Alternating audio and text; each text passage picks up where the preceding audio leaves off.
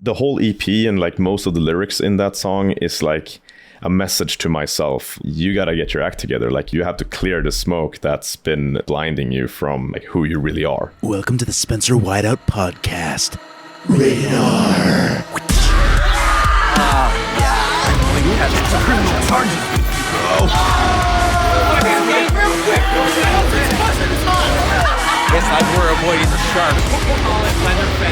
No, great turbo neck guy. I'll give you a kiss. You give me your number. That checked out a ton, dude. Tell me you felt. We're Americans. We're the ones that are descendants from the 1776 musket-bearing motherfuckers.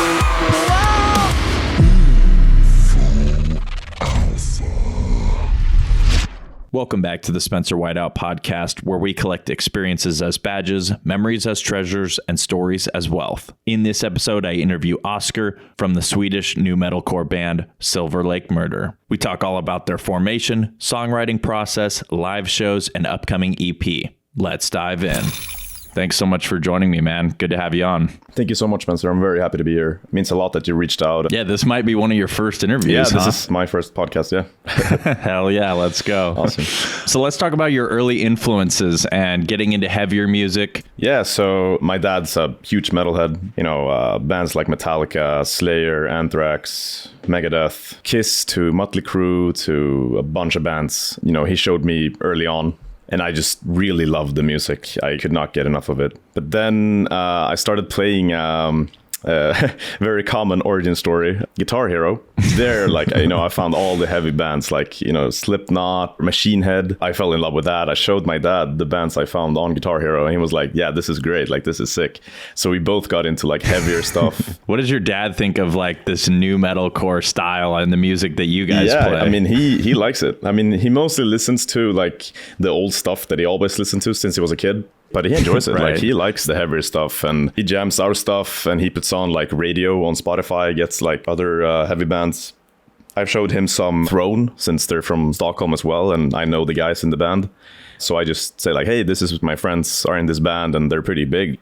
And yeah, you should check them out. So yeah, he enjoys some of that stuff as well. It's a lot of fun. That's super sick. Yeah, so you mentioned Throne is over there in Sweden. Talk to me about just the metalcore scene over in Sweden. Yeah, I mean, since Throne really like grabbed the attention of everyone, the metalcore, especially the metalcore and hardcore and deathcore scene in Sweden has like really grown. People are really having their eyes on Sweden. People get really excited like really quick because Swedish bands are just very popular right now. It's something in the waters, man. I don't know what it is. I think it's the whole thing around Buster, like all the bands around him, like Viljarda, Humanity's Last Breath, and Throne. And Grayscale Season. And yeah, Grayscale Season. You got Alt, a new band that he also produces that's sick as hell.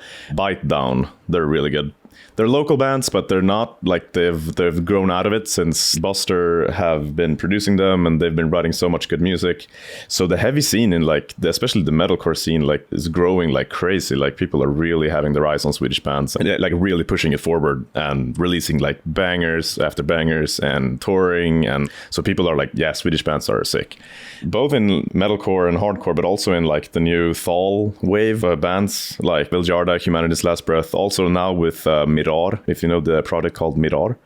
Yeah, I do. Yeah, so, and Buster mixed some of their stuff. It's crazy, man. Yeah. Anything he touches turns to gold. I just had on Adam from Grayscale Season, and we got to talk all about their relationship with Buster and just how much of a mastermind he is, really. He's a big, obviously, like a huge inspiration for us. Like, he hasn't helped us with anything, but we've been like, you know, binging his URM Academy episodes and like watching him on YouTube and listening to his music. And he's a really great guy. We met him a couple times. Super cool guy. And just where I take inspiration from him is that he said that he always has like a well of creativity and he can just push out like music and new songs and like he never runs out of it. And I think just that's super cool to be like that locked in and like tuned into your craft. Yeah. So how long have you been playing music? And also talk to me about, have you been in any previous bands? Yeah, so I started out when I was like 6. I got my first computer, and on YouTube there were no copyright laws. Like you could post whatever you wanted. Wild West back then. You know. So a lot of people made like fan-made music videos. You just straight up ripped the song, put it together like scenes from movies, and just made like their own music videos. And then I just found all these fan-made videos. And I just took like my boxes of like a couple books and like my box of pens and stuff like that. I put them like a drum set. And then I just took some pencils and I just jammed like I was playing the drums, but on like just plastic boxes on my desk when I was 7 years old. And then my dad was like, yeah, this guy needs a drum set. So then when I was 8, I started practicing drums with a teacher in Stockholm. And I played there until I was 16. And he taught me pretty much everything, all the basics. He taught me a lot of different genres. He taught me, you know, playing metal and playing really fast and getting my speed up. So that's where I started. I started with drums, played drums until I was like 16. And around that age, I was like, I want to play guitar. So I started like really practicing guitar a lot, maybe earlier actually, when I was like 14. And I found even heavier stuff. That's when I found like Suicide Silence and Metalhead Murder and all those bands. And I got instantly hooked. I really just wanted to play everything because I loved the music so much that I was just like, I want to play drums, I want to play guitar, I want to play bass, I want to do vocals. So yeah, I just did pretty much everything that I could and then just practiced all those instruments like all the time. Yeah, that's awesome. So were you in any previous bands? Yeah, so when I was like 18, we had a project. You got to create your own project, basically, like make a song or make a music video or make whatever, anything creative like that. So I wrote a song, I recorded everything, and I made a music video to it. And that was my first solo project that I started, which was called In the Wake of Hatred. This is old. Like that song is still on YouTube. It's got like I think 600 views or something. The song is called Eons, and it's like a playthrough of me just playing drums, guitar, and vocals. I was like so hooked on writing my own stuff and like producing my own stuff. That turned into the next band that I had, which was called Drained, with my our guitarist, which is also my cousin. His name is Theo. That's where we got the basis of our following that we still have on Silverlake Murder. Like people started following Drained. People were enjoying those songs. We were just like, this is kind of like working out. Like people are liking our music. But then we realized that Drained was like not really the most unique name. There were a lot of bands called Drained out there. So we decided to quit that band and then just start a new one with a new name. And I just came up with like Silverlake Murder, but I don't analyze it too much because it's just like most band names kind of like suck. So who cares? It's just a word masher. You just put two words together that sound cool. Yeah. Pretty much. I don't go too deep with it. There's no lore behind the name. It's just me coming up with something. And then I asked, like, what do you think? And he was like, yeah, sure. Let's go with it. And I was like, cool. So and then we just moved on. So hopefully you put a little more effort into the songwriting than the band name. Yeah. Though. So the band name is pretty much like, yeah, it's good. But the songs and the song names and the lyrics have a lot more meaning to them. And they are much more deep. Yeah. So what about Drained, that band? Did you guys ever put out any music? Is it on Spotify or? Yeah. So we have one EP with 6 songs, and then we put out 2 singles before we called it quits. So it's Drained with only lowercase letters. I think we're the biggest band called Drained, but even though we have like 130 monthly listeners or something. We left the songs on Spotify so people can listen to it, but we don't. Yeah. That's not an active band. Is it all the same members that you went over and made this new band, or was there any lineup changes? So Drained was just me and my cousin Theo. We just wrote and produced the songs and just put them out for fun. Like we didn't do any shows. We were just the 2 of us. Yeah. But then when we were like, okay, let's start a new band. Let's rename the whole thing. Let's start over from scratch.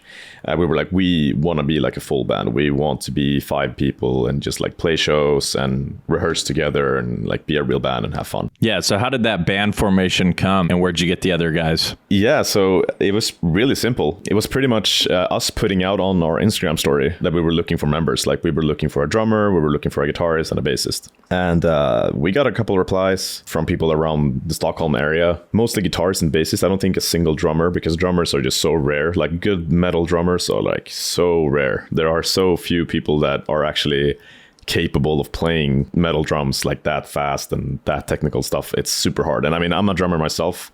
I play that stuff, but I wanted to do vocals in the bands, and I can't do both. Like, that would just not work. So so we were like, okay, we got to find a drummer. That was kind of hard. But then I remember that there was a guy that went to the same school as me that was like a year younger than me. So I just hit him up on Instagram. I was like, do you want to play in our band? Like, do you like play a lot? Can you play these types of songs and stuff? And he was like, yeah, sure. And we just talked from there, and that was it. Like, a bassist contacted us, and he was great, Marcus. That was the beginning of Silverlake. This was around February, like last year, so February 2023. So that's pretty much like when Silverlake really formed and became the band that it is today. And then we stuck with that lineup, you know, wrote songs, and the whole thing cooked really slowly. Like, it was a pretty long process until we actually put out songs. I mean, our first song came out January 19th this year, and we formed like a year prior to that. It was a long time. Like, there was some downtime. There was a couple months in 2023 where like really nothing happened. Like, we just sat around and kind of like waited for something to happen. We were like, oh, let's send some demos to labels and see if they contact us. And we just didn't do anything. And obviously, like, we were just kids, like, or I mean, we kind of still are, but we were like really naive, like, yeah, they're going to contact us. We're going to be on a label. Let's go. Obviously, none of that happened. So we were like, okay, let's just do this independently and just move on with it. Like, what's dude, the I point? know Like, that feeling. Yeah, you got to do it yourself, man, until other people take notice. And even then, you still might want to just keep doing it yourself, you know? Yeah, I mean, full creative control. Yeah, I feel like being independent, I enjoy it. I mean, I manage like most of the stuff for like social media and all the emails and stuff. I enjoy managing. I enjoy like having full control over the band, and also like we talk about what direction to take and all the stuff we do. So definitely. Yeah. So speaking of the direction, I wanted to ask you about why you decided to go the route of nu-metalcore sound. There's a lot of bands that have been doing this. I mean, personally, it's like my favorite genre, so I love it. And that's why I reached out to you guys, because I was like, oh my gosh, this just sounds awesome. But there are a ton of bands that are doing this sound, like Graphic Nature, Alpha Wolf, Dealer, Dissect, Throne, the list goes on and on. So what inspired you to pursue this style of music, and how do you guys plan to stand out? Yeah, so I think that first EP has a lot of those elements that are like really nu-metalcore and like some electronic stuff. But a lot of those things actually, like, they're not staying in our songwriting. Like, we are kind of moving on and just moving towards like a more raw and heavy sound with like no background stuff, no backing tracks, no like beats, nothing like that. It's just pure straight up like bass, guitar, drums, vocals, just full on heavy, and less like metalcore and more towards like a hardcore deathcore kind of sound, like really like insane heavy breakdowns and just flows that are more like hardcore knocked loose kind of, you know, that vibe.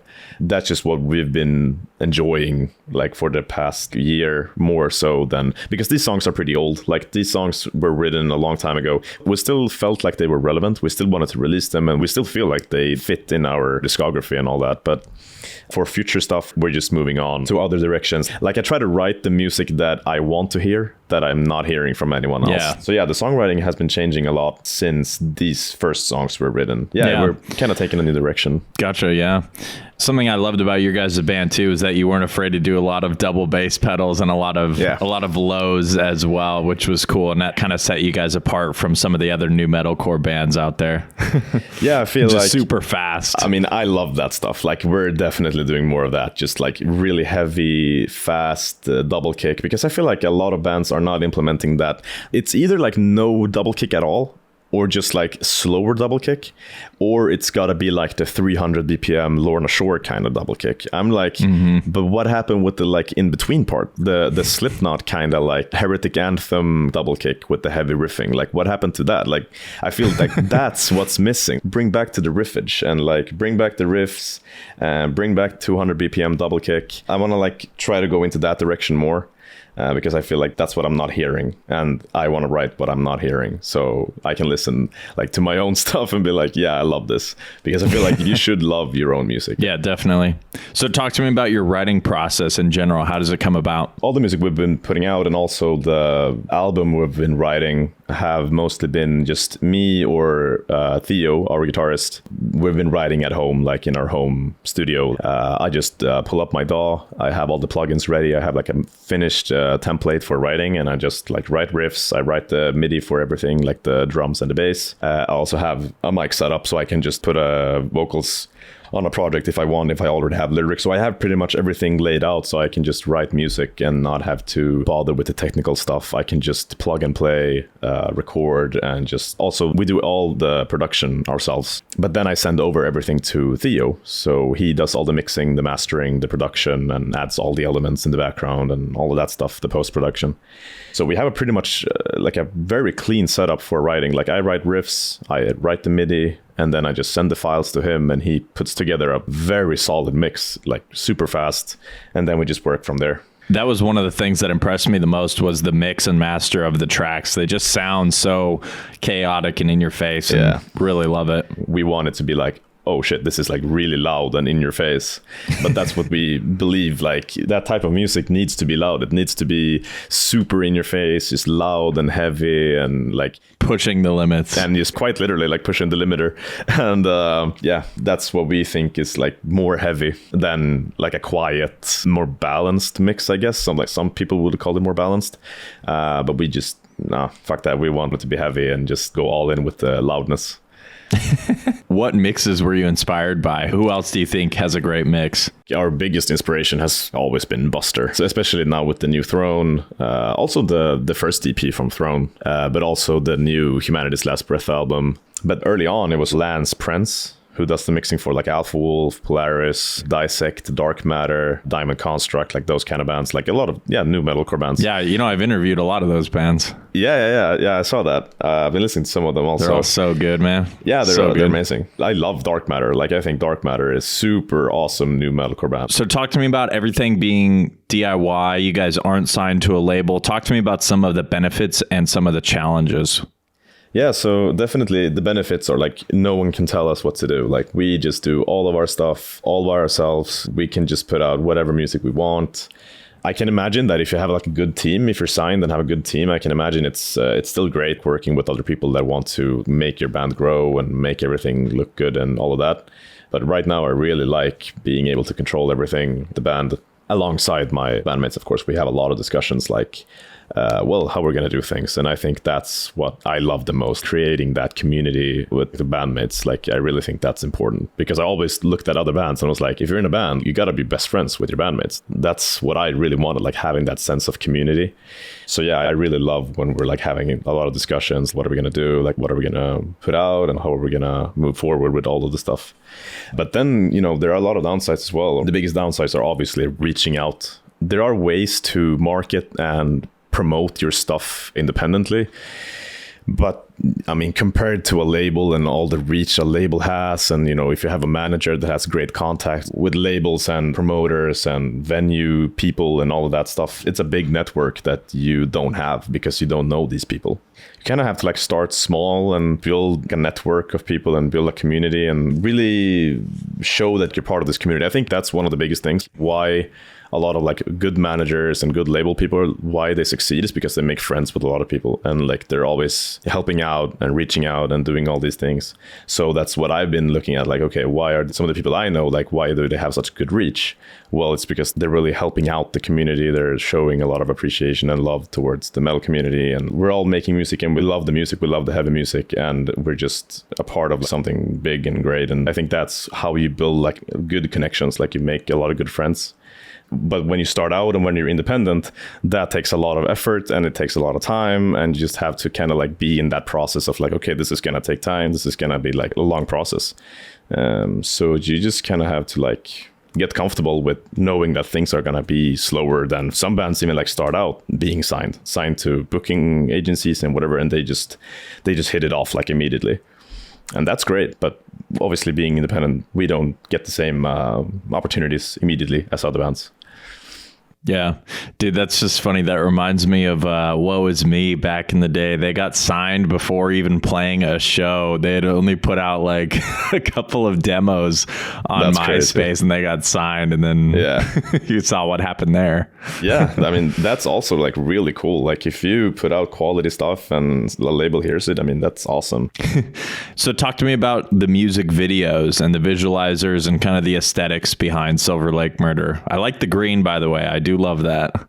Yeah, we feel like green, like that slimy green is kind of our color. We really like it. We feel like, especially the music video guys really hit it off with the vibe. We were like, yeah, we wanted kind of like green, slimy green and like a dungeon green and gray and black and stuff.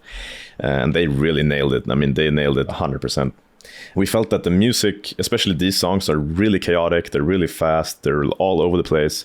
So we told the guys in Rivata, which made the music video and the visualizer. They also worked with Grayscale Season and Alt and other bands here in Scandinavia and also throughout Europe pretty much. But we told them, like, we have really chaotic songs. We had some inspirations, obviously, that we showed them. But we were like, can you just make it like more gritty and just distorted and disgusting? Like, do whatever you want with it. Just destroy the whole thing. And then and that's the result of Smoked music video, like the ending breakdown. Yeah, they really nailed it. Yeah. And then the visualizers that you guys have done as well have been also top notch. Yeah, thanks, man. Yeah, we were just like, try to keep the vibe of the music video and just make visualizers out of that and just try to make them like chaotic, switch scenes in sync with the music, just make it as chaotic as possible. And also like add the lyrics. Rad. So how do you guys get booked for shows and how have shows been so far? So far, we've only had one show, actually. All right. How has the show been so far? The show was great. Like a lot of friends came out. The guys in Throne were there and showed some support and just friends and family mostly, which was a lot of fun. And then after the show, we could just go jump down on the floor and then just talk to like our friends and family. And they were like, this was awesome. Like it was just such a wholesome and awesome moment to really connect with all the people that support us. The show went well. Like it was obviously our first show, so we were nervous as hell, even though we knew that there was only going to be like friends and family watching. But then when we were on stage and started playing, all of that just disappears and we just went with it and everything went great. So yeah, the sound was great also. The vibe was great. And I think all of us performed really well for being the first time on stage. But for like booking other shows, right now we've been talking a lot to like other local bands in the Stockholm area that want to do shows with us, and they have some contacts to like venues and stuff, so they mostly have been doing most of the booking, full lineups, and just adding us to the lineup. So we haven't had a lot of contact with venues yet. We haven't booked anything ourselves, but we've made some good friends, you know, with people that want to book us along with their own bands. So it's been fun, like connecting with other bands and like wanting to play together and do shows. And we haven't been out for a long time, and it's already like people want to play shows with us and stuff. So we were making a lot of good friends. Good, man. You're off to a good start. So let's talk about your upcoming EP, Still Unknown. So let's talk about the first track, Smoked. This was the lead single. Yes. I really love the lyrics on there. Keep lying to yourself and the smoke will never clear. Super sick. Thank you, man. I appreciate that a lot. I actually wrote most of the lyrics for that song while I was on tour with Throne a year ago. I was a driver for one of their Europe tours. And I really felt inspired. So I started writing the lyrics for the EP. And Smoked was one of the first ones that I wrote. And most of that came from a lot of personal experience. I was really like locked in very bad mental space. And I was like, okay, if I want to, you know, fix this, like I have to clear the smoke and all of this bullshit that's like going on. I have to be honest with myself and just move forward and be honest, you know, with what's going on. The whole EP and like most of the lyrics in that song is like a message to myself. You got to get your act together. Like you have to clear the smoke that's been blinding you from who you really are. That's a message to myself mostly. So yeah, every time I hear that song and every time I hear the lyrics, I'm like reminded that, okay, like I'm not going to live with all that stuff. I'm going to be free from all that. And so that song is just a great liberator for me. Yeah, that's good, man. So yeah, so that's the first one. Second one on the EP is Cobra. Cobra is a very short song instrumentally. It's just like a couple riffs thrown into like 2 minutes. And the lyrics are pretty much exclusively about addiction. So it's pretty much the metaphor is like a cobra, like a snake holding on to you or like squeezing you. It's clinging on to you, but at the same time, you're kind of allowing it to cling to you in some way, or at least that was like my personal experience with it. Like every addiction has its like dynamics between like it's holding on to you and you holding on to it. And I tried to create a metaphor for that. And yeah, I mean, it turned out pretty sick. It's very different from all the other songs because it's so short. It's just like, I think like maybe 3 riffs or something like that. Super simple and straight to the point. It just starts out with like a verse riff, breakdown, verse riff, breakdown, alto riff. Like it's pretty much like 3 riffs in total. Yeah, it's a cool track though. Thanks, man. I appreciate it. The next song, Never Forget, Never Heal. This is the only song that's over 3 minutes. Yeah, it's the longest song on the EP. Just over 3 minutes. That's right. I was really into making my own version of like a Slipknot song. I really wanted it to be like the heavy double bass and just the riff after riff after riff. Like even the breakdowns are kind of like more riff oriented in a way, except for the last breakdown, which is just like a pure slam breakdown, like straight up. But yeah, so that one also kind of touches the same themes as Smoked, being in a bad headspace and then just kind of like finding methods to get out of it. I have a couple lyric parts that I really like from it. I think when people hear it and once people read it, I think they're going to like it. And then the next song, The End of You. This one was really cool, and it reminded me of Reflections Cicada with like that scratching effect on the intro.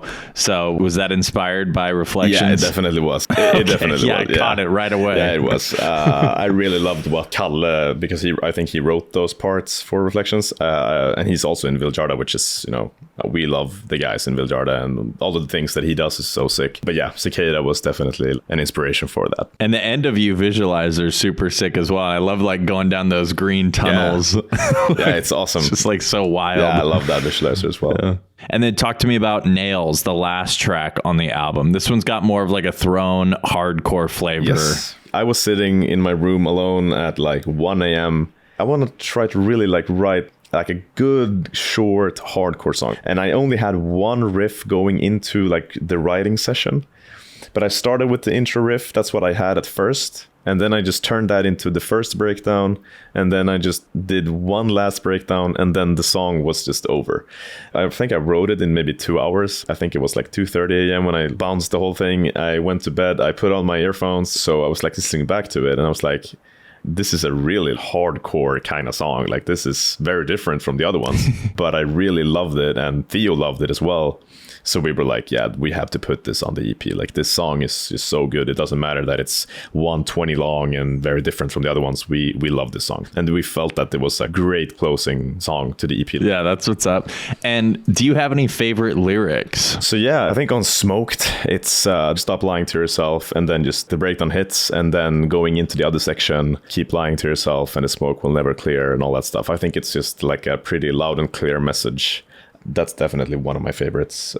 Also on Cobra, like the last lyric before the ending riff, the part where it goes like, stare it in the eye, let the venom flow until you die. I'm really happy with how I delivered that part, and it just flows with the music so well. Also on Nails, there's a really cool part before the first breakdown that says, and the answers within still unknown. So I mentioned the EP name, and it has a little special effect going into the breakdown, which I think is really cool. And I think people will really like the vocal being very different. It's pretty cool. Nice.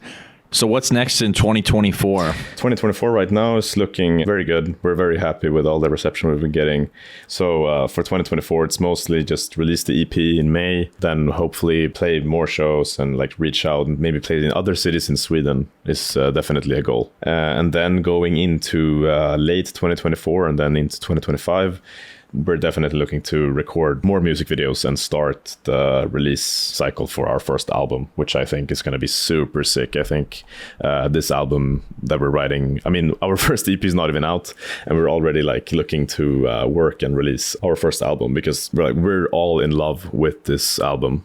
This first album is going to be really special, not just for us, but for the heavy genre in general, this first album is going to be super, super sick. And I think a lot of people are going to resonate with it and really enjoy it. So that's what we're looking forward to the most. You guys got a vision for the future. Yeah, that's really exciting, sure. man. I'll be definitely following along for the journey. And when the album does come out, we'll have to reconnect and do another one of these. 100%. Thank you so much for tuning in. I hope you enjoyed this episode. And if you did, leave a review. 5 stars is a power play. I want to welcome any new fans to the podcast and let you know that there's lots more metalcore band interviews coming soon, as well as my regularly scheduled comedy episodes. So follow the show and connect with me on social medias at Spencer Whiteout to stay up to date. As always, stay tuned, stay hyped. That's a wrap. And that's it.